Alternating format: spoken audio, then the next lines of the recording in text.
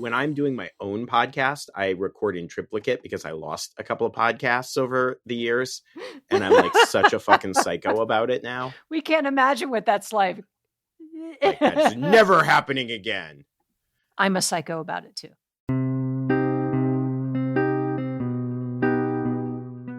From Recorded Future News, I'm Dina Temple-Raston, and this is Click Here's Mic Drop, a featured interview that we think you might want a little more of. And today, we're talking to arms control policy expert Jeffrey Lewis. We'll be right back.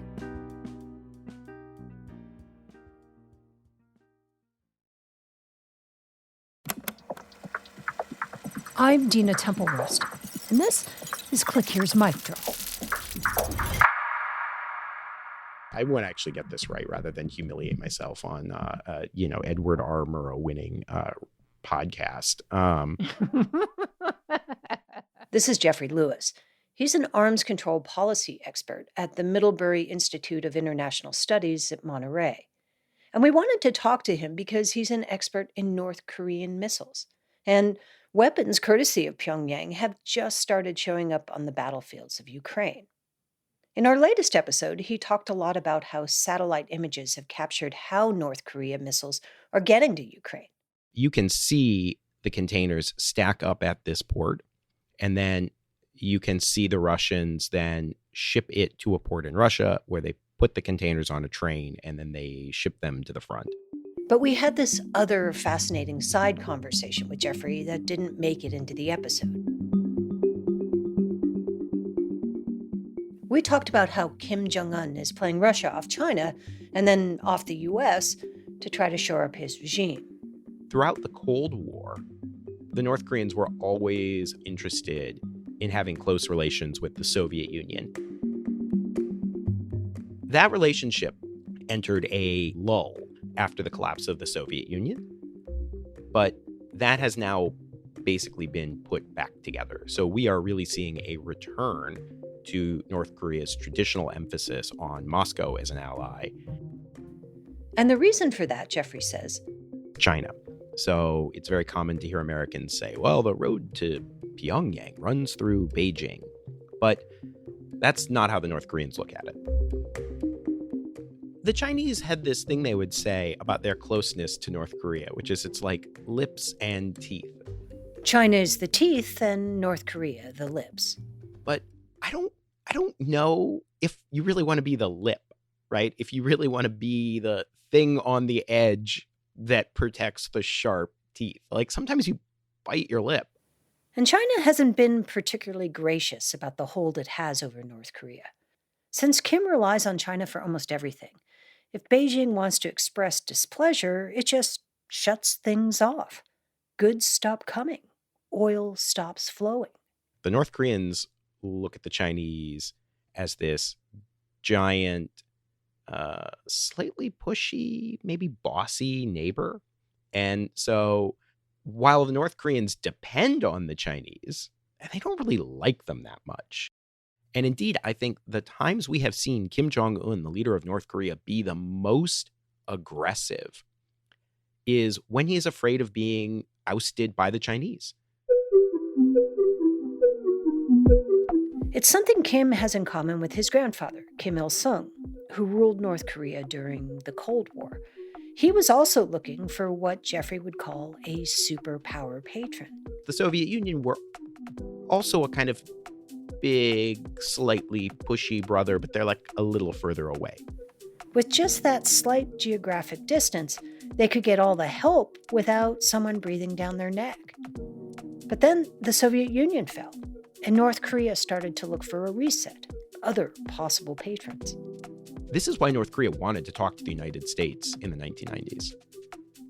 The whole idea behind Kim Il-sung's diplomacy with the United States at the end of the Cold War was the Soviet Union was gone, and he was facing the idea that he was getting old and he was going to die and his son was going to take over, and he was completely dependent upon the Chinese because the Soviets were gone. And I think for him, that was just a very unacceptable geopolitical situation. So anytime we see the North Koreans showing up and wanting to talk to us, That's partly about our relationship with them, but it is also largely about how they are balancing all the relationships with the powers around them. So why was he talking to Trump? Because he was worried about Xi? Yeah, I think, boy, it's very complicated. But first of all, I'm going to be honest. I don't know why Kim Jong-un seized that opportunity to talk to Trump as aggressively as he did. Partly, I think Kim was motivated by a sense of pageantry. This was great propaganda for the regime. This is a thing that his grandfather and father had wanted, was to shake hands with an American president. At that point, I don't think the Russian-North Korean relationship was as strong as it is today. So I think things between Trump and Kim didn't pan out. But, there are other fish in the sea. And Vladimir Putin, I guess, is a pretty big fish.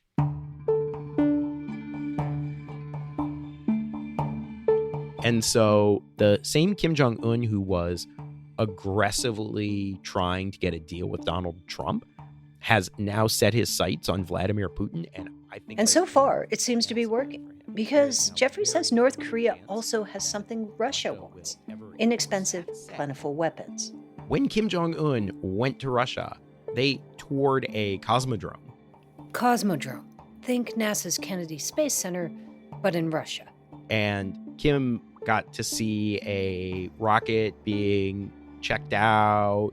And at one point, a reporter literally asked Putin if Russia would help North Korea build high-tech things like satellites. And Putin's answer was like so matter-of-fact. And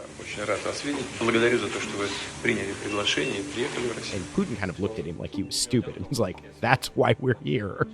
So, I think it is almost inevitable that this relationship will result in Russia transferring technology to North Korea, if only because that aids Russia then in being able to, in turn, use North Korea as a kind of giant factory for low-cost munitions. The concern is that North Korea, which has been making low-grade weapons for years, with Russia's help will be able to step up its game. As we said in the episode this week, this relationship has enormous implications for weapons proliferation. If Pyongyang gets Russian technology and can start making their weapons more modern, more accurate, and maybe even put a satellite weapon in space, that could change the global geopolitical calculus. And we've seen something like this before, during the Cold War. The relationship that Russia is starting with North Korea is a lot like the beginning of the North Korean missile program.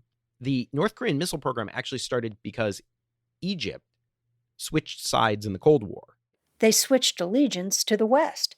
And one of the things that the West promised in response was that they would supply military aid to Egypt. But there was one thing Egypt asked for but didn't get. They wanted the West to take their old missiles off their hands. The one thing the West wouldn't sell or couldn't maintain is Egypt's supply of Soviet Scuds. And so the Egyptians transferred a small number of Scuds to North Korea, who then reverse engineered them and then became a provider of assistance to Egypt. And then the North Koreans turned around and sold those Scuds to Iran and Syria and all of Israel's neighbors. So a bizarre unintended consequence of the Camp David peace accords from Israel's perspective was a wild proliferation of missiles in the Middle East. Lewis says he thinks something similar is happening now, only with Moscow transferring technology to North Korea so they can help Russia in return. The Russians are almost creating a high-quality, low-cost supplier for all their munitions needs. Like we did for electronics in China. Yeah, although maybe, I imagine the Russians won't regret it in quite the way we do. All of this, Jeffrey says, the war in Ukraine, North Korea pulling away from China, turning away from the U.S., has ended up putting North Korea in the catbird seat. And he says Kim has an opportunity, but it's unclear if he'll be able to make the most of the moment. Now, North Korea has a ton of internal problems, including its economy and its food situation. And so it needs to turn this favorable diplomatic position into uh, tangible successes that can contribute to regime survival. And it always remains to be seen whether they can do that. But if you're the North Korean foreign minister at the moment, things look pretty rosy. Some analysts have said that Kim has been emboldened. So I wondered if all of this would make North Korea more aggressive, maybe decide now is the time to invade South Korea. They've been saying that Kim has made the strategic decision to go to war. Do you agree with that? No, that is wrong. Are you sure? And why would he? To me, it's the craziest thing. His situation is pretty solid. The world has redivided itself up into camps. And there is a camp forming with North Korea and China and Iran and Russia. And so he has, again, friends and patrons. I think this is a pretty good moment for him. Not a bad one. Why throw that away invading a country that, is bigger, richer, and stronger than you are? In other words, ironically, because of Kim Jong-un's cozy new relationship with Vladimir Putin, Jeffrey believes the North Korean peninsula is safer than ever. Safer than a year ago. At least for now.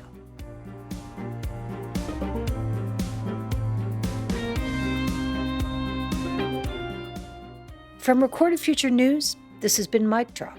Today's episode was produced by Sean Powers and Kat Schucknecht.